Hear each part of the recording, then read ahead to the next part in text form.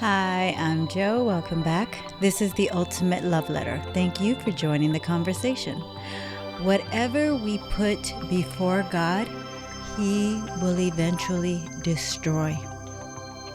Whatever we have that we are prioritizing over God, He will eventually tear down. You know the scripture where God is saying that He is a jealous God? He is speaking to this very point. If we think that we're going to put God second to anything, God will ensure it does not prosper. And perhaps we may be thinking about an individual right now who may look like they have success and joy and bliss in their life. I am here to tell you, looks can be deceiving because God is promising there will be no idols before Him. And the idols can look like our parents, our children, our work, our money, our homes, whatever it is that we are putting before God. He is telling us, I guarantee you, I will tear it down. Because God really wants the best for us, and He knows the best means Him. So He is not an unloving God. He is the most loving God.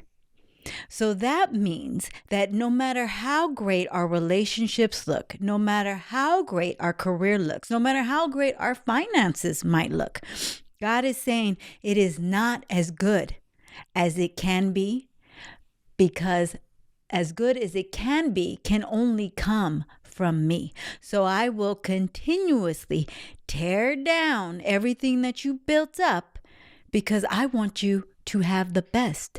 And that's going to look like putting me first. The beautiful thing about putting God first is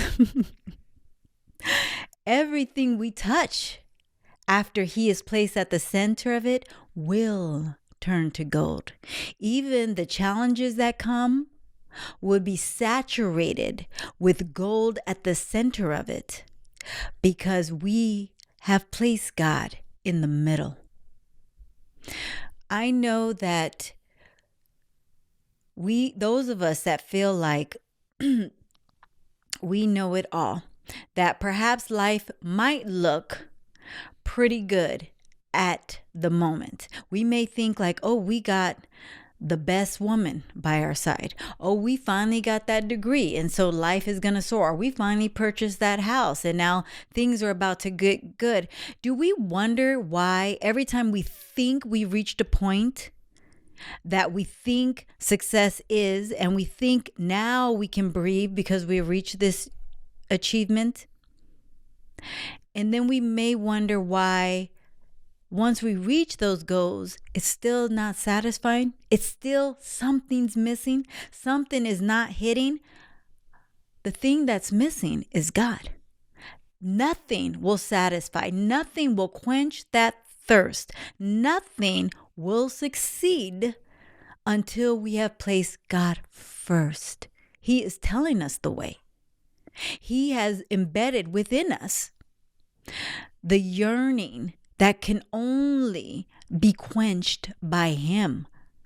So no matter how far we think we're going to go, no matter how hard we work, no matter how long we spin our wheels, no matter how hard we look for Mr. Right or Mrs. Right, or that career and that dream job or that portfolio or that amount of money, I'm here to tell you the truth.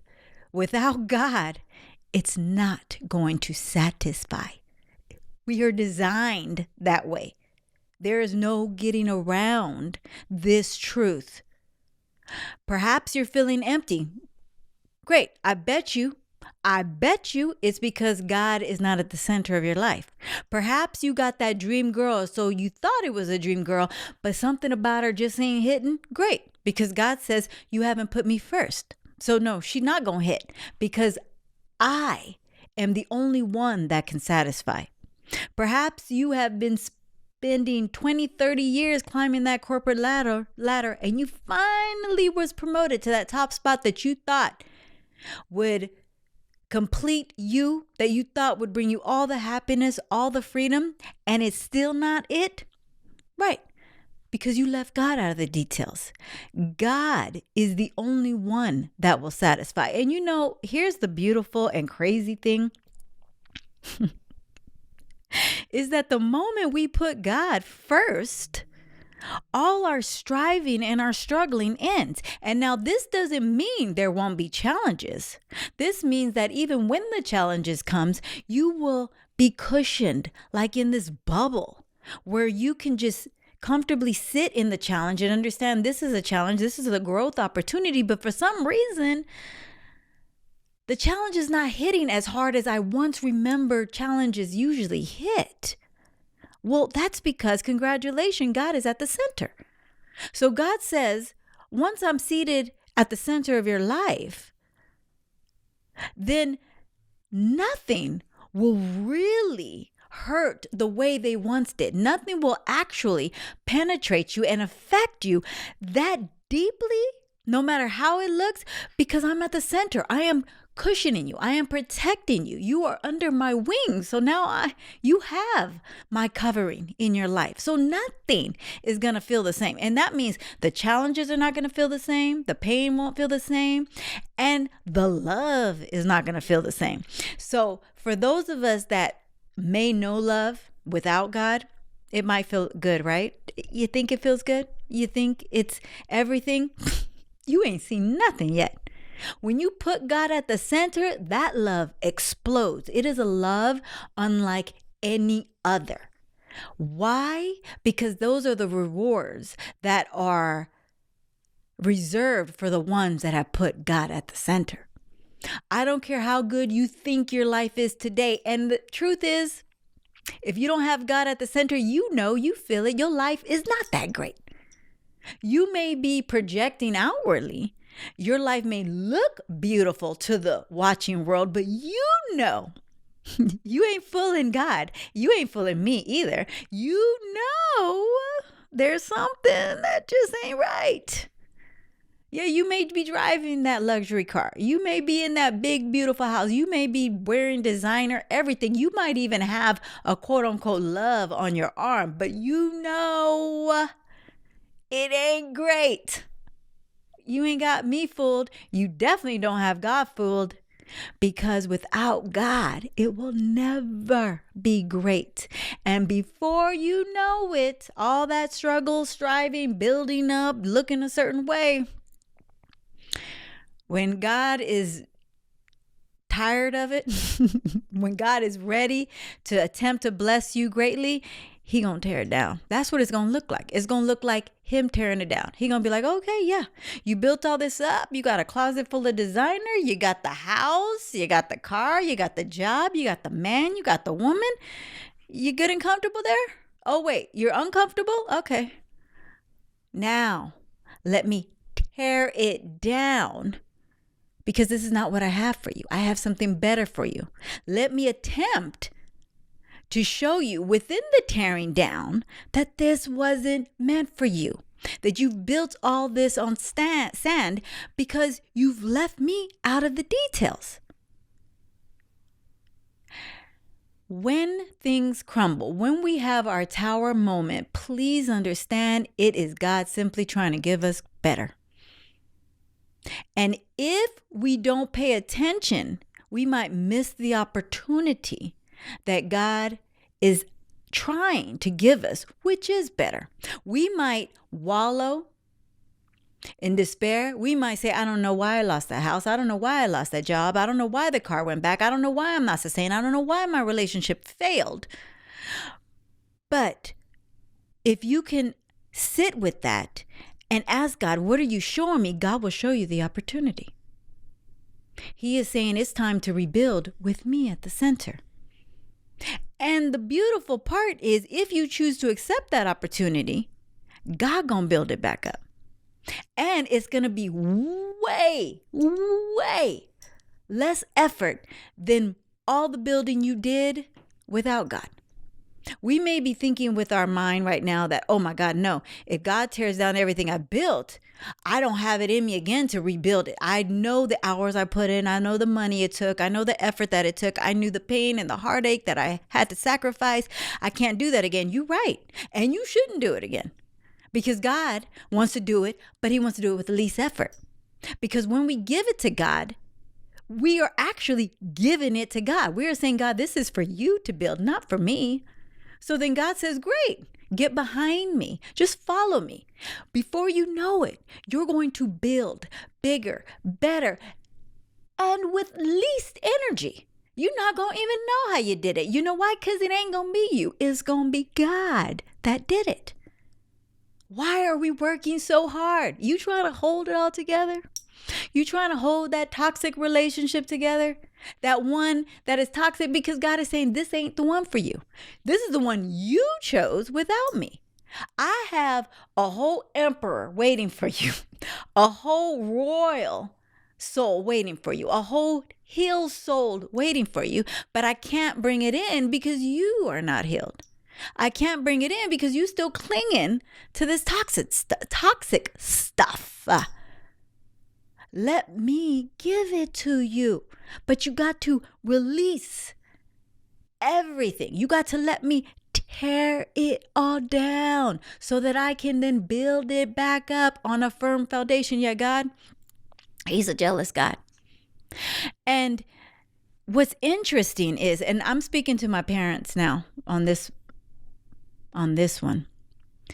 Perhaps we have, and we've all been raised where we have to put our children before everything, before us.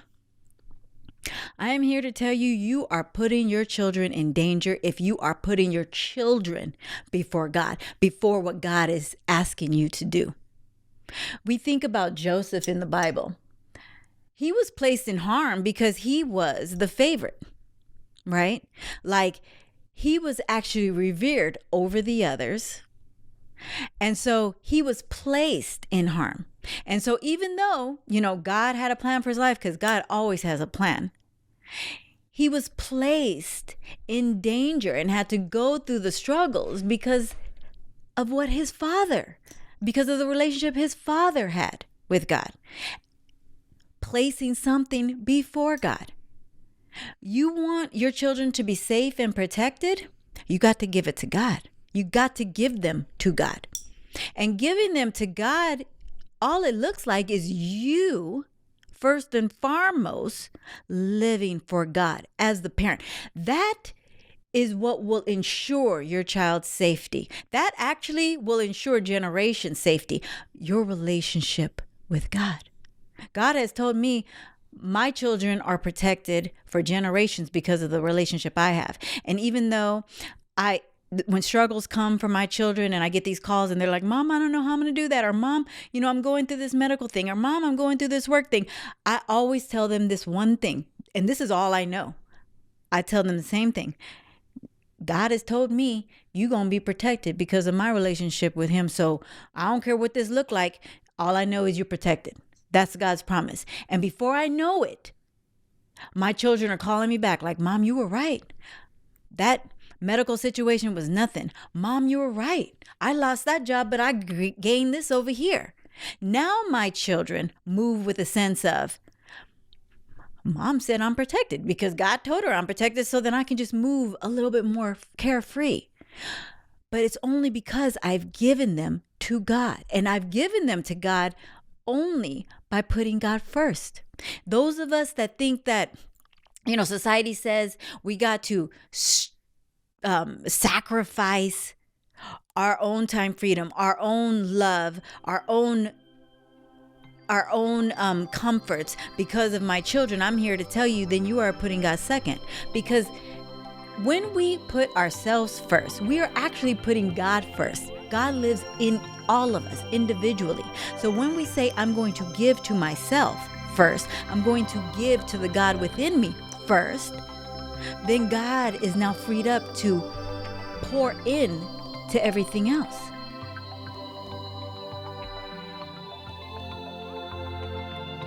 To pour in to our children, to protect our children.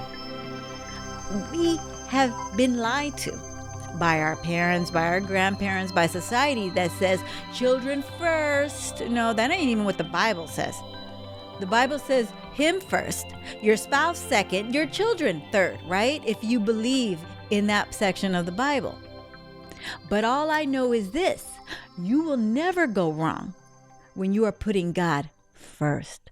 God says, put me first and I will add everything unto you. Boy, there is no lies told there. I am living proof. The Bible is living proof, but I'm here in flesh and blood to tell you that is the truth. I know what my life looked like before God. And even though it might have looked good on the outside, it was crap. And I know what my life looks after God, and it is incredible. It is a magic show, I'm telling you, because I don't know how I'm doing all the things that I'm doing. It's none but God. Ain't none but God. I was at dinner with someone a while ago, and they were telling me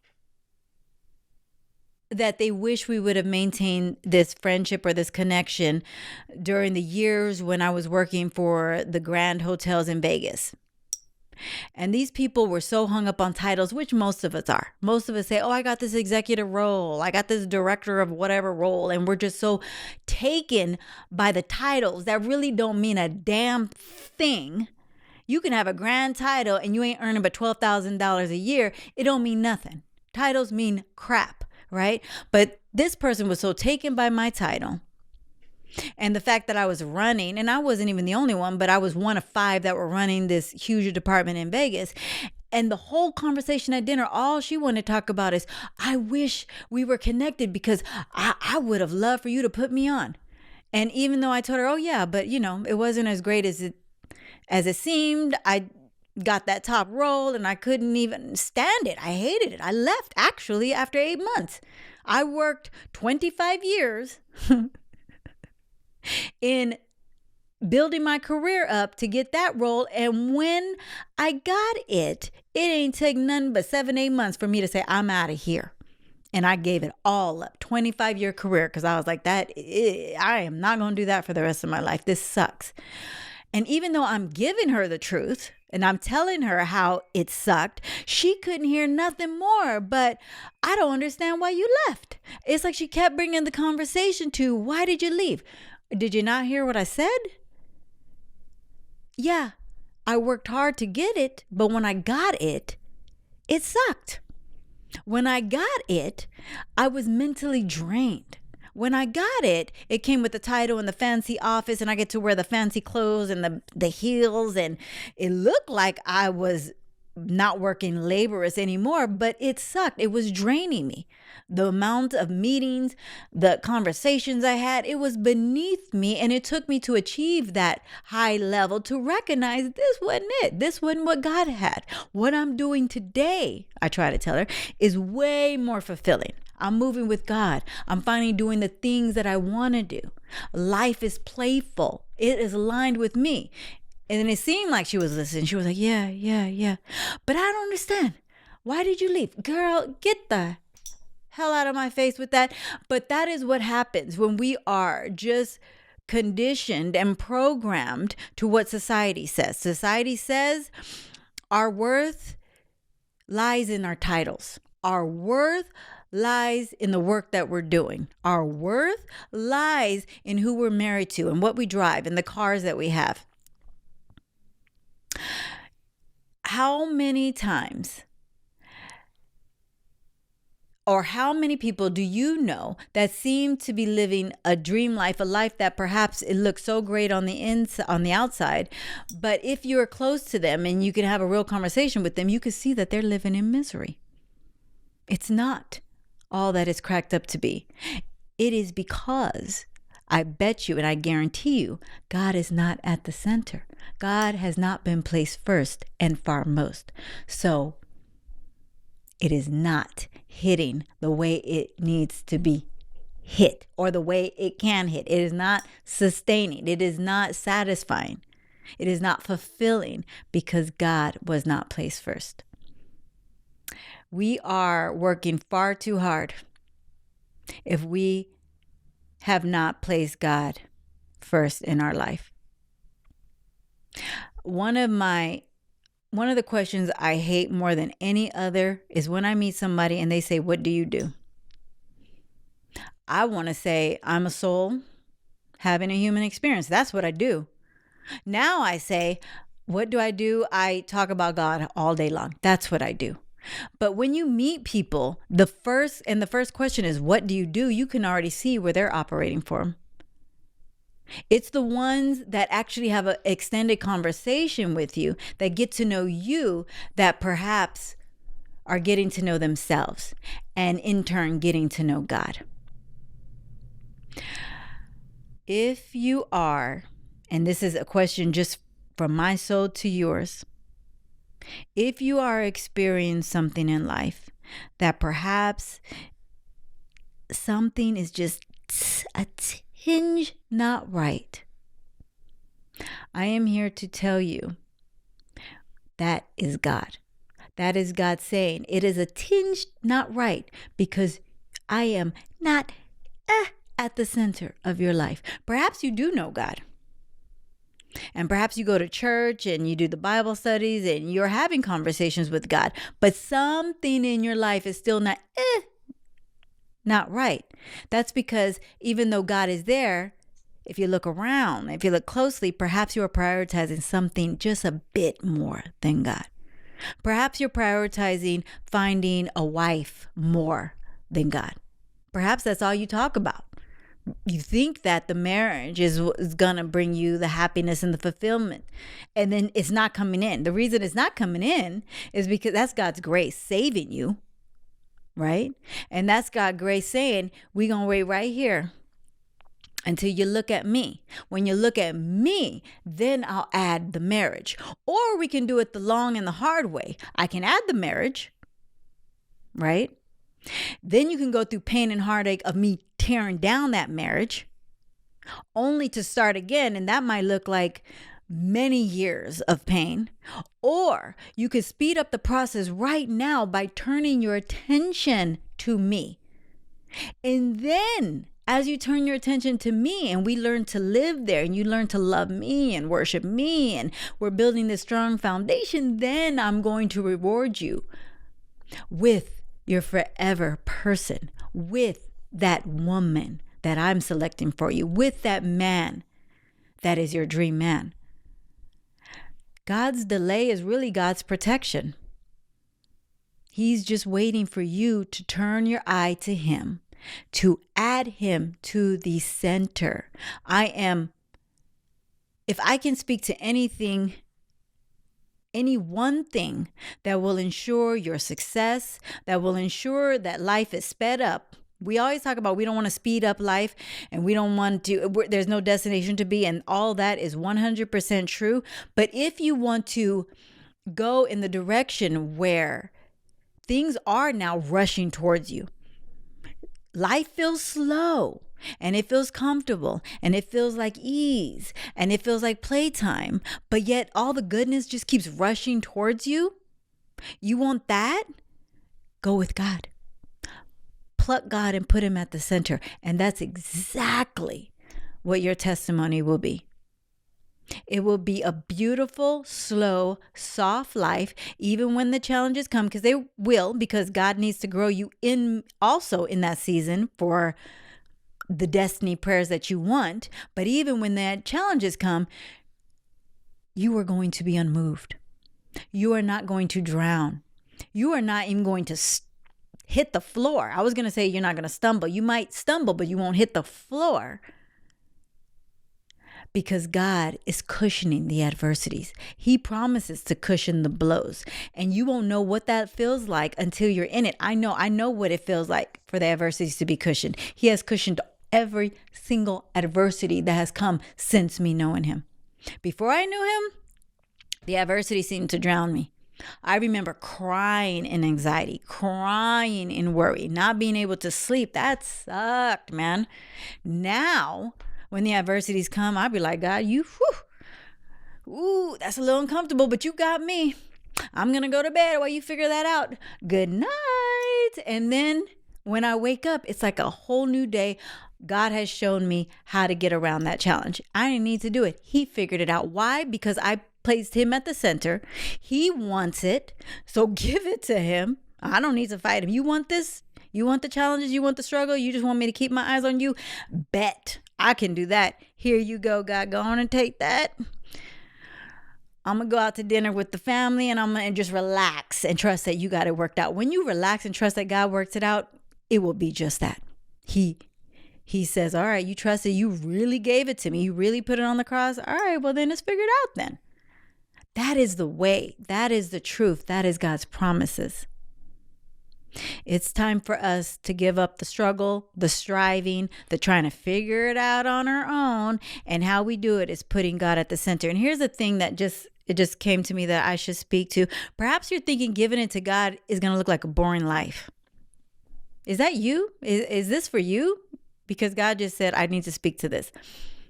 If you are thinking that giving your life to God is going to look like boredom, you are in for the wildest ride of your life. No, your life right now, I don't care how exciting it is. If you are experiencing boredom, and you know you do, without God, I know you do. You have those bored weekends, those bored weeks. You go on vacation and you just seem bored. That's boredom. When you are with God, it is a glorious adventure. You never know what's going to happen. Why? Because God is saying that is the field of all possibilities. We're stepping into adventure. I'm going to make sure that you walk paths that you have never walked before. And not only that, you have never even imagined this path. It is fresh roads of adventure all the time. All the time. I can speak to this because I am living it. There is not one day, I swear to you, not one day, not even 1 hour that goes by where I'm like, I'm bored. Never. Ever. My God. And thank you to whoever this is for, because God is reminding me in this moment, like, I am never, the word boredom never even comes out of my mind, out of my mouth. It is complete adventure. It is complete thrill. It is the ride of my life. Even when I'm sitting at home seemingly doing nothing, it's never boredom. It's God continually speaking to me in love tones. It is him showing me a beautiful documentary. He's teaching me. It is him dropping inspiration and ideas. It is always adventure, because when God lives in our life, he is filled with goodness, right? So then when we're saying, God, I want to draw closer to you, I want you to live here close with me, then you can never help that the goodness that comes with God is going to be yours as well. Why are we struggling? I don't understand this. This is crazy to me. There is a beautiful, magical way of living, and it's going to take one thing: inviting God at the center of it. Done. Everything done. Purpose found. Big, regal, royal life found. Lessons explored. Travel given. Money there. Wherever you need to go and do whatever the thing, it just miraculously, the resources happen so that you can do the thing. It's because God is at the center. Look to God first.